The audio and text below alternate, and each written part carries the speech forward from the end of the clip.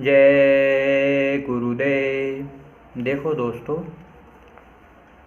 संसार में 5 चीज़ें हैं। मैं आपको बताऊं, एक तो है सेवा, सत्संग और भजन।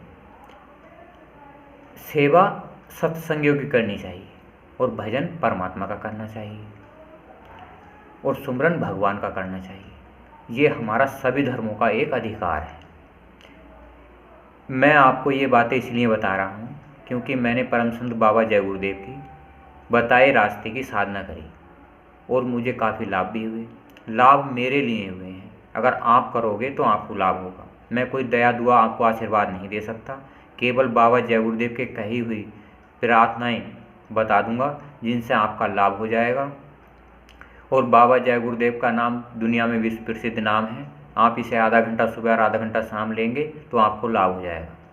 आपको क्या करना है, साधु संगत करनी है और सदगुरु के दरबार में जाना है और अपने घर में बैठकर भजन करना है। 5 चीज़ें आज संसार में होती हैं। प्रेम सर्व संसार में सर्वोपरि है। श्रद्धा हम मालिक से करते हैं, भाव हम अंदर मालिक के लिए उठाते हैं और भक्ति हम सदगुरु की करते हैं और समर्पण हम सदगुरु के आगे करते हैं जो त्रिकालदर्शी होता है। अगर हम किसी ऐसे महात्मा के दरबार में जाते हैं जो त्रिकालदर्शी ना हो तो वो आपको 84 में भी भेज सकता है, क्योंकि जिसने भगवान देखा नहीं वो आपका आत्मकल्याण कर नहीं सकता। तो वो आपको क्या दे सकता है, वो आपको ज्ञान दे सकता है। ज्ञान से हमारा संसार में प्रतिष्ठा बढ़ती है, सम्मान बढ़ता है। इसीलिए किसी भी सत्संग में जाना कोई गलत नहीं है। आप सत्संगों में सब में जाइए अगर आपको ज्ञान प्राप्त करना है, अगर आपको मोक्ष प्राप्त करना है, मुक्ति प्राप्त करनी है, भगवान को देखना है, परमात्मा को देखना है, भगवान का इस्तेमाल करना है, परमात्मा का इस्तेमाल करना है। ये सभी धर्मों का अधिकार है। आप बाबा जय गुरुदेव के बताए रास्ते पर चलकर साध की संगत में होकर 1 घंटा सुबह और 1 घंटा शाम साधना करके उस परम पिता परमात्मा को पा सकते हैं जो सभी धर्मों का एक है। हम किसी धर्म की बुराई नहीं करते, सभी धर्म सर्वोपरि हैं, पर जीते जागते महात्मा की जो त्रिकालदर्शी हो उसकी संगत करनी चाहिए, उससे आशीर्वाद लेना चाहिए। आप मथुरा जाइए, मंदिर में देवता बैठा हुआ है, वो आपको आशीर्वाद दे देगा।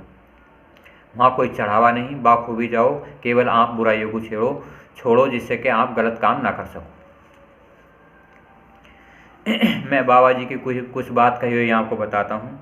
बाबा जी ने कहा था, तुम सब मैं तुम्हारी सब बातें जानता हूँ। जिस दिन से तुम पेट में आए और जब तक तुम खाक में नहीं मिल जाओगे, जब तक की सब बातें जानता हूँ। जब कभी तुम इधर उधर होते हो तब तुम्हें बात समझानी पड़ती है। सीधे चलते हो तब ठीक है, धीरे धीरे सब सीख जाओगे, विद्वान बन जाओगे। हमेशा सत्संग के लिए लामायित रहो, सत्संग के लिए दीवाने रहो। सत्संग ही नाम से जोड़ता है, सत्संग ही गंदगी साफ करता है। रटन लगाए रहो, जब सूचना मिले 20 मील 25 मील सत्संग होगा तो तुरंत पहुँचो और अपनी खुराक लो और भजन करो। देखो, सत्संग अगर हमें सदगुरु का सत्संग मिल जाता है तो हम बड़े सौभाग्यशाली हैं। जितने बाबा जय गुरुदेव के अनुयायी थे, सत्संगी थे, प्रेमी भाई बहन थे, तो उनका बड़ा सौभाग्य है। बाबा जी के चरणों में उन्हें बैठने का सौभाग्य मिला और आज हम सब मिलके सत्संगी प्रेमी और बाबा जय गुरुदेव का गुणगान करते हैं, महिमा गाते हैं, प्रचार गाते हैं। पर आप सभी के लिए एक साध का होना अनिवार्य है जो भगवान के घर आता जाता हो। जो भगवान के घर आएगा ही नहीं, आएगा और जाएगा नहीं, तो आपको किसी से कोई लाभ नहीं होगा। चाहे आप कितनी भी संगत क्यों ना कर लो, तो साध की संगत करना आपके लिए अनिवार्य है। एक बार साल में एक बार जाना अनिवार्य है और एक बार मथुरा मंदिर में, जहाँ से वो परमपिता परमात्मा बाबा जय गुरुदेव ने बनवाया मंदिर था, जय गुरुदेव योग साधना मंदिर, आप वहाँ जाइए और लाभ उठाइए। आप खितौरा जाइए, वहाँ लाभ उठाइए। बाबा जी ने कहा था, बाबा जी जिसको पकड़ते हैं उसको छोड़ते नहीं। जो मालिक की याद में लगे रहते हैं उनका न कभी नुकसान हुआ है न कभी नुकसान होगा। अगर आप बाबा जय गुरुदेव की संगत में होकर अगर आप किसी का नुकसान बिगाड़ के बात सोचते हैं तो ये आपके लिए बहुत गलत है। आपको चाहिए निर्मल और पवित्रता से बाबा जय गुरुदेव के मंदिर में जाएं, माथा टेकें और बड़ी श्रद्धा भाव से वहाँ दर्शन करें, तो आपको बरकत मिल जाएगी। महात्मा चले जाते हैं पर अपनी छाप छोड़ जाते हैं। सदियों तक मंदिर का गुणगान होगा, लाभ मिलेगा सभी जीवात्माओं को। बाबा जी ने कहा था 400 साल तक उस मंदिर से संपूर्ण दया मिलेगी, क्योंकि बाबा जी ने कहा था मैं जाने के बाद भी काम करूंगा। बाबा जी कोई शक्ति के रूप में उतर के आएंगे जो आपको लाभ करेंगे। बाबा जी का क्या परिचय होगा, कैसे होंगे, ये मैं आपको साफ साफ बता देता हूँ। जिसकी कही हुई बातें आपके दिल में चुभ जाएंगी, आपको लाभ होना शुरू हो जाएगा, वही बाबा जय गुरुदेव की शक्ति के रूप में आएगी। कोई भी हो सकता है, आप उनका सत्संग सुनिए, लाभ उठाइए। अगर आपको अंतर में भगवान के लोगों की रचना दिख जाए, नेचुरल प्रकृति होती है, नूरी प्रकृति होती है, वो दिख जाए तो आप उसे ही सच्चा साध माने। आप सबका जाए के सहयोग से सत्संग सुनिए, साध का सुनिए, सदगुरु का सुनिए और गुरु का सुनिए। आप मथुरा जाइए, सत्संग सुनिए। सत्संग सुनने से आपको बहुत लाभ होता है। यहाँ पर मैं किसी को ले आता हूँ, कैसे रखता हूँ, कैसे भेजूँगा, यह तुम क्या समझो। यहाँ पर कैसे कैसे लोग पड़े हैं, यह भी तुम्हें नहीं मालूम। मैं सबको जोड़ कर रखना चाहता हूँ, तुम तोड़ने का काम मत करो। सब लोग अपने अपने काम में लगे रहो। कुछ सत्संगी ऐसे थे जो तोड़ना चाहते थे, विरोध करना चाहते थे। संत महापुरुष का विरोध करने वाले स्वतः ही खत्म हो जाते हैं। महापुरुषों का विरोध कभी नहीं करना चाहिए, क्योंकि विरोध करने पर आत्माओं को शांति नहीं मिलती, मोक्ष नहीं मिलता, मुक्ति नहीं मिलती। क्योंकि संत सदगुरु की बुराई आपके लिए बड़ी हानिकारक होती है, क्यों आत्माएं नरक 84 में चली जाती हैं, बड़ी यातनाएं सहनी पड़ती हैं। तो हमें तुम्हें सबको मिलकर भगवान के गुणगान गाने चाहिए, परमात्मा के गुणगान गाने चाहिए, क्योंकि वो हमारा अधिकार है।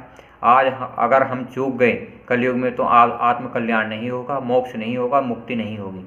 ये बहुत सहज युग है, थोड़ा अत्याचार का तो है, गलत प्रभाव ज़्यादा हैं, पर आप घर परिवार का समाज का काम करते हुए आप इसी युग की बहुत बढ़िया करके आप इस्तेमाल कर लीजिए। थोड़ी साधन ऐसे हैं जो आपको थोड़ी हानि कर सकते हैं, पर ये साधन आपके लिए बड़े लाभदायक हो सकते हैं। जैसे मोबाइल है, ये हानि भी करता है पर ये लाभ भी बहुत करता है। आज इंटरनेट का माध्यम ऐसा माध्यम है कि आप किसी भी महात्मा का सत्संग सुन सकते हैं, लाभ उठा सकते हैं। तो आपको घर बैठे आत्मकल्याण का मार्ग भी मिल सकता है। तो आप अपने देखिए यूट्यूब चैनल को खोल के, मेरा नाम क्या है, कैलाश कुमार, मुख्य सेवक जय गुरुदेव। कैलाश मतलब मेरा नाम है, कुमार मतलब जैसे एक कुम्हार होता है ना, एक घड़ा बनाता है, घड़े को ठोक ठोक कर करता है। मैं आपको ठोक ठोक कर बढ़िया करके मजबूत करके सत्संग सुनाऊंगा, बाबा जय गुरुदेव का मजबूत करके प्रचार करूंगा, जिससे कि आपको लाभ होगा। सत्संग किसी का भी हो, वो लाभ करता है। अगर हम बाबा जी के सत्संग की बात कहेंगे, बाबा जी की किताबों की बात सुनेंगे, अगर हम उन पे चलेंगे तो हमारी आत्मा सतलोक जाएगी। अगर आत्मा निर्मल और पवित्र है तो सतलोक जाने में समय नहीं लगता। अगर अभी आपने कोई ऐसे कर्म करे हैं जो आपके लिए हानिकारक हैं और बुरे हैं, तो आत्माओं को थोड़ा समय ज़रूर लगता है। अगर आप जिस दिन ये निश्चय कर लेंगे कि हम बुरे काम नहीं करेंगे और मंदिर में माथा टेक के आएंगे, तो आपको लाभ होना शुरू हो जाएगा। बाबा जी ने कहा था कि सतयुग आएगा और हम तुम्हें बताएंगे कि सतयुग आ गया। कोई शक्ति बाबा जी की एक ऐसी आएगी, वो आपको बता देगी कि सतयुग आ गया। बताने पर सब काम हो जाता है। बाबा जी कहते हैं मैं कहीं गया नहीं। रूप बदलता है, समय बदलता है, आत्मकल्याण करने का तरीका भी बदल जाता है। कबीरदास के टाइम में अलग था, मोहम्मद साहब के टाइम में अलग था, बाबा जय गुरुदेव के टाइम में अलग है और साध के टाइम में अलग है। सबका समय परिवर्तन होता है, सबकी योजनाएं बदल जाती हैं, आत्मकल्याण करने का तरीका भी बदल जाता है। अगर हम लकीर के फ़कीर बने रहेंगे तो आत्मकल्याण नहीं होगा। पीछे युगों की जो साधना थी वो आज हमारे काम नहीं आएगी और कलयुग की साधना ही आपके काम आएगी। आप किसी भी संस्था का तिरस्कार मत करिए। ये संस्था आपको ज्ञान का आधार देने के लिए बनी है, आपको आशीर्वाद देने के लिए बनी है। आप क्या चाहिए, अपनी आत्मकल्याण के लिए सच्ची साधना कीजिए। आपका आत्मकल्याण होना बहुत ज़रूरी है, क्योंकि ये आत्मा करोड़ों जन्मों से मनुष्य शरीर में भटक रही है, जीव जंतुओं में, कीड़े मकोड़ों में भटक रही है, वृक्षों में भटक रही है। 4 सृष्टि होती हैं, अंडज पिंडज और उसमें स्थापन। इस आत्मा ने कितने जन्म लिए आपको क्या पता। आपने तो कभी भूत वर्तमान भविष्य के बारे में जानते नहीं। तो आपको क्या चाहिए, एक आधार, एक साध का आधार, एक सदगुरु का आधार और एक गुरु का आधार। गुरु का आधार मथुरा में है, सदगुरु का आधार खितौरा में है और साध का स्थान आपको यूट्यूब चैनल पे मिल जाएगा। जो मैं बता रहा हूँ, मैं साध हूँ पक्का, मैं आपको सत्य बता सकता हूँ। मैं कोई आपको आशीर्वाद नहीं दे सकता जिसमें आपका आत्मकल्याण हो जाए। आप करोगे तो आत्मकल्याण होगा और नहीं करोगे तो आत्मकल्याण नहीं होगा। बाबा जय गुरुदेव आशीर्वाद देते थे, वो त्रिकालदर्शी थे, उनका अधिकार था। उन्होंने जितनी हम पर दया करी इतनी किसी पहले के इतिहास में महात्मा ने नहीं करी। बाबा जय गुरुदेव ने कहा था, राम और रावण की लड़ाई 1 महीने चली। द्वापर में महाभारत की लड़ाई 18 दिन चली, बहुत सारे लोग मारे गए। अब तो 18 मिनट की लड़ाई होगी और सारी दुनिया तबाह हो जाएगी। बाबा जी ने कहा था 18 मिनट की लड़ाई होगी। आपने देखा नहीं, इन्हीं इंसानों ने, वैज्ञानिकों ने कितने खतरनाक बम बना लिए हैं, ऐसी ऐसी मिसाइल बना ली हैं जो आपके लिए बनी हानिकारक होंगी। ऐसी हानिकारक मिसाइलें जो आपको 100-200 किलोमीटर तक का तबाह कर देंगी। वहाँ जीव जंतु, कीड़े मकोड़े, सृष्टि की सारी चीज़ें नष्ट हो जाएंगी। उस समय में आपको कौन बचाएगा? बाबा जी ने कहा था, जो जय गुरुदेव नाम लेगा मैं रक्षा करूँगा। बाबा जी एक ऐसे महान आत्माएं थीं जो आपको लाभ कराएंगी। तो आप अभी से ही 1 घंटा साधना करनी शुरू कर दीजिए। तो अब तो काम बटन दबेंगे और काम हो जाएगा। तो आपको चाहिए उससे बचने के लिए एक आधार। आप मथुरा जाइए, ऐसा नहीं कि जब मुसीबत पड़ेगी तो आप जब जाएंगे। मुसीबत पड़ने पर परमात्मा साथ नहीं देता, भगवान साथ नहीं देता। तो आपको पहले से आधार बनाना चाहिए, कम से कम करते हुए 1 साल 1.25 साल की सीमा हो जानी चाहिए। जब आपको परमपिता परमात्मा, जो आपका भगवान है, जो सारे धर्मों का है, वो आपकी मदद करनी शुरू कर देगा। अगर युक्ति सही है तो मुक्ति हो जाएगी, अगर आपकी युक्ति सही नहीं है तो मुक्ति नहीं होगी। तो हमें क्या चाहिए? सही ढंग से मुक्ति करना, सही ढंग से मुक्ति करना, सही ढंग से युक्ति करना और सही ढंग से प्रयत्न करना। कोई भी काम अगर हम घर परिवार का सही ढंग से नहीं करते हैं तो हमें घर परिवार में बरकत नहीं होती, लड़ाई झगड़े होते हैं। अगर हम सही ढंग से कारोबार करते हैं, सही ढंग से अपना व्यापार करते हैं, सही ढंग से हम घर परिवार चलाते हैं, हमें तीनों चीज़ों में बरकत हो जाती है। तो ये हमारी आत्मा स्वतः ही इतनी आज़ाद है, अच्छाई बुराई को खूब समझती है। बाबा जी ने कहा था, मुसलमानों की किताबों में लिखा हुआ है, सतयुग आने के पहले 14वीं सदी के अंत होने पर सृष्टि में कोहराम मचेगा, हाहाकार मचेगा। उसी समय एक महात्मा फकीर खुदा का पैगाम लेकर ज़मीन पर उतरेगा।